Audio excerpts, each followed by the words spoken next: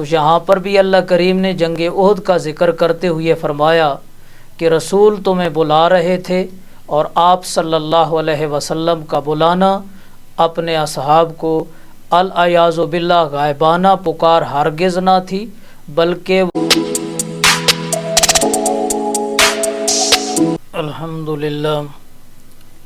الحمدللہ وکفا والصلاۃ والسلام علی من لا نبی بعدہ، اما بعد فاعوذ باللہ من الشیطان الرجیم، بسم اللہ الرحمن الرحیم، ایاک نعبد و ایاک نستعین، صدق اللہ العظیم۔ سامعین محترم، کل ہماری گفتگو یہاں تک پہنچی تھی کہ مسئلہ استعانت، مدد کا طلب کرنا،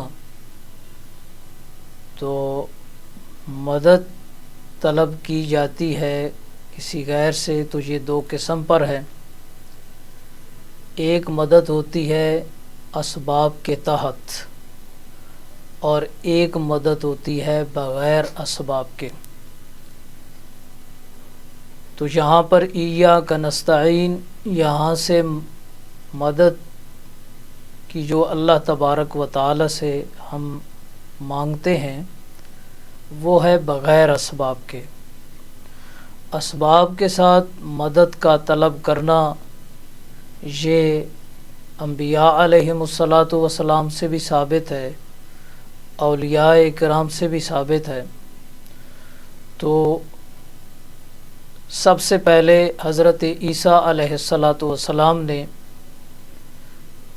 اسباب کے تحت اپنے ساتھیوں سے مدد کا مطالبہ کیا۔ سورۃ صف ہے اور اس کے اندر حضرت عیسیٰ علیہ الصلاۃ والسلام فرما رہے ہیں، من انصاری الی اللہ قال الحواریون نحن انصار اللہ۔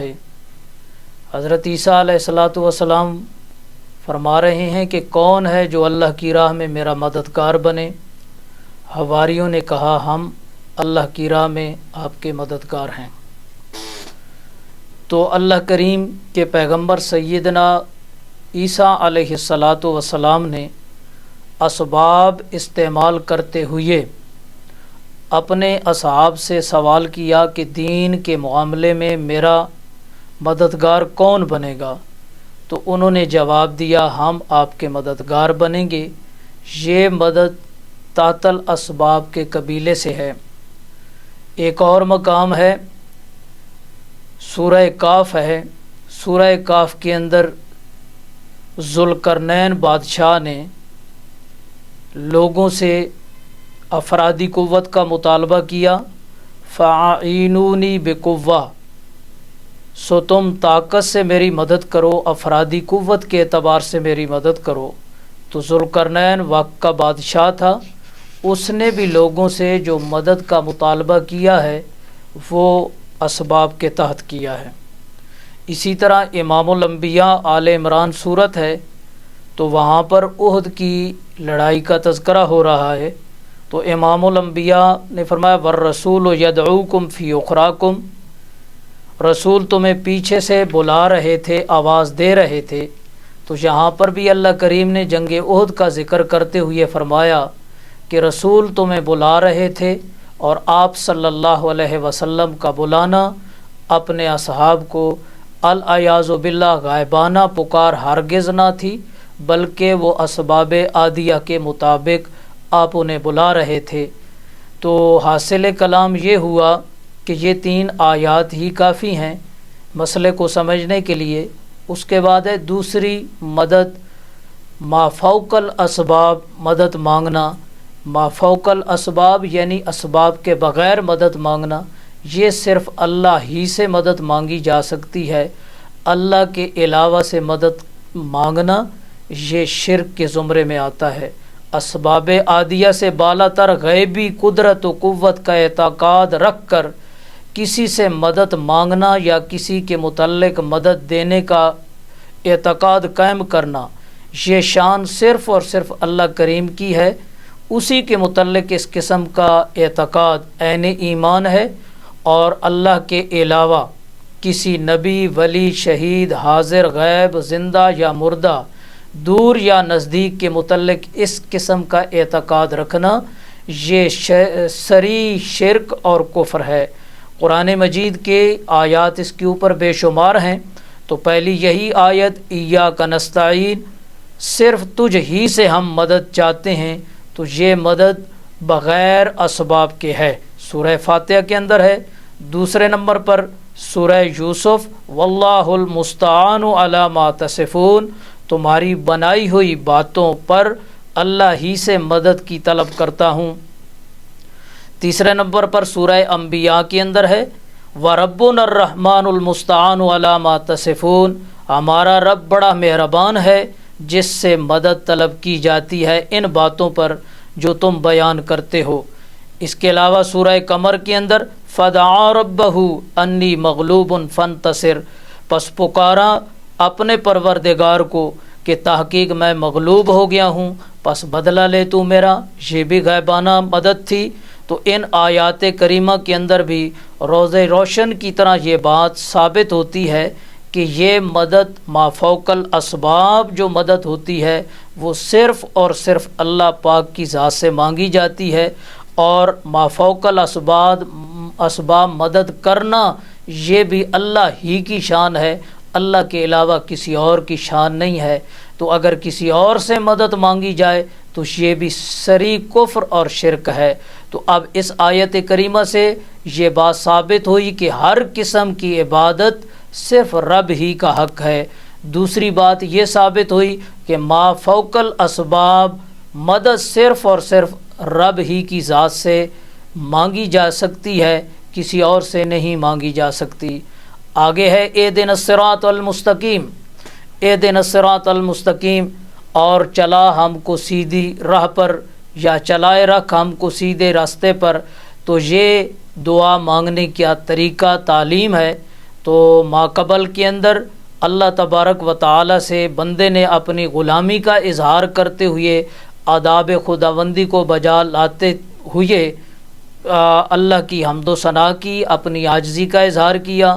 اب یہاں سے اس آیت مبارکہ سے مخلوق اپنی عاجزانہ درخواست اپنے رب کے سامنے پیش کر رہی ہے کہ مولا ہمیں صراط مستقیم کے اوپر قائم رکھ، جو سیدھا راستہ تو نے ہمیں بتا دیا ہے، اے اللہ کریم ہمیں اس راستے کے اوپر چلائے رکھ۔ ہدایت کی دو قسمیں ہوتی ہیں، ایک ہدایت ہوتی ہے فطرتی اور ایک ہدایت ہوتی ہے کسبی۔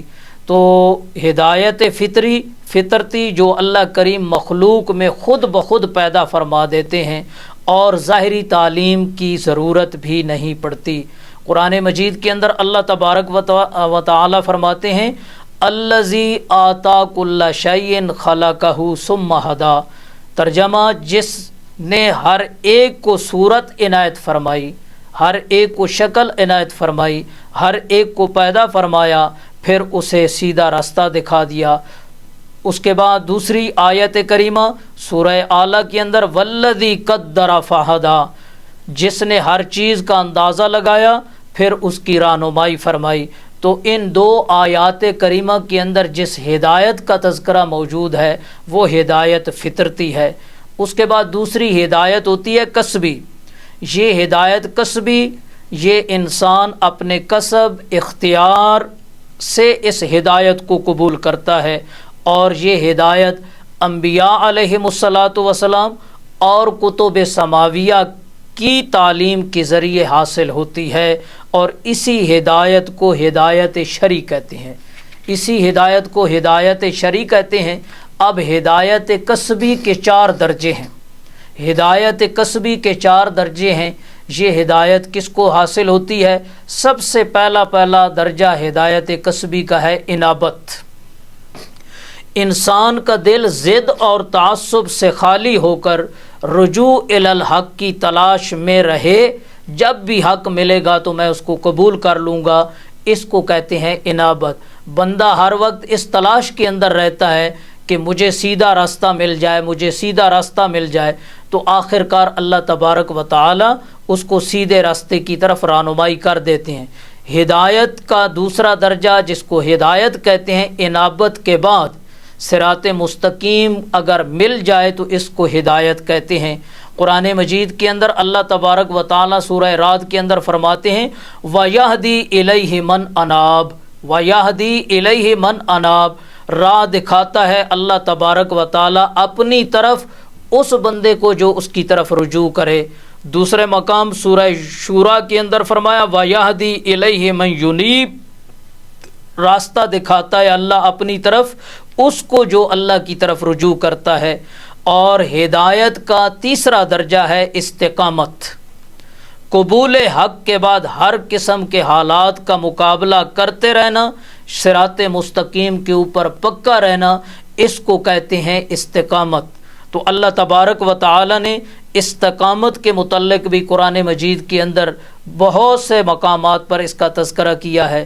اس کے بعد چوتھا درجہ ہے ربط القلب۔ ربط القلب، جب انسان استقامت دکھاتا ہے صراط مستقیم کے اوپر تو ہر قسم کے حالات کا مقابلہ کرتے ہوئے ایمان کے اوپر جب وہ ثابت قدم رہتا ہے تو اللہ تبارک و تعالی کی طرف سے فیصلہ ہو جاتا ہے، اس بندے کے دل سے ایمان کا خروج نہیں ہو سکتا، اس کے بندے کے دل کے اندر ایمان پکا ہو جاتا ہے، اور جب ایمان پکا ہو جاتا ہے تو کفر کا داخلہ اس کے اندر نہیں ہو سکتا، پھر دنیا کی کوئی مصیبت بھی اس کے اوپر آئے اسے اپنے ایمان کے اندر متزلزل نہیں کر سکتی۔ اس کیفیت کا نام ہوتا ہے ربط القلب۔ تو اللہ کریم نے اس کا تذکرہ قرآن مجید کے اندر کیا۔ جس وقت اصحاب کہف اس بادشاہ کے سامنے پیش ہوئے تو اس بادشاہ نے دھمکیاں دیں، لیکن ان نوجوانوں کو اللہ تبارک و تعالی نے ربط القلب والا درجہ عطا کیا تھا، اس لیے وہ ایمان کے اوپر ثابت قدم رہے۔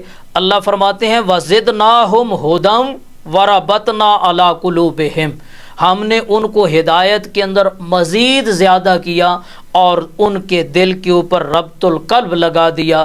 تو جس طرح اصحاب کہف کے دلوں کے اوپر اللہ تبارک و تعالی نے ربط القلب لگا دیا، اسی طرح اللہ تبارک و تعالی نے اپنے محبوب صحابہ اکرام کے دلوں کے اوپر بھی ربط القلب لگا دیا۔ صحابہ کی تعریف کرتے ہوئے قرآن کہتا ہے وَلَٰكِنَّ اللَّهَ حَبَّبَ إِلَيْكُمُ الْإِيمَانَ وَزَيَّنَهُ فِي قُلُوبِكُمْ وَكَرَّهَ إِلَيْكُمُ الْكُفْرَ وَالْفُسُوقَ وَالْعِصْيَانَ، لیکن اللہ نے محبت ڈال دی تمہارے دلوں میں ایمان کی، اور مزین کر دیا اس ایمان کو تمہارے دلوں میں، اور نفرت ڈال دی تمہاری طرف کفر اور گناہ کبیرہ اور گناہ صغیرہ کی۔ تو اس آیت کریمہ کے اندر بھی اللہ کریم نے صحابہ اکرام کو جو درجہ ہدایت کا ربط القلب آخری درجہ ہے وہ اللہ تبارک و تعالی نے نصیب فرمایا۔ قرآن مجید ایک اور مقام پہ فرماتا ہے اولئک کتب فی قلوبہم الایمان،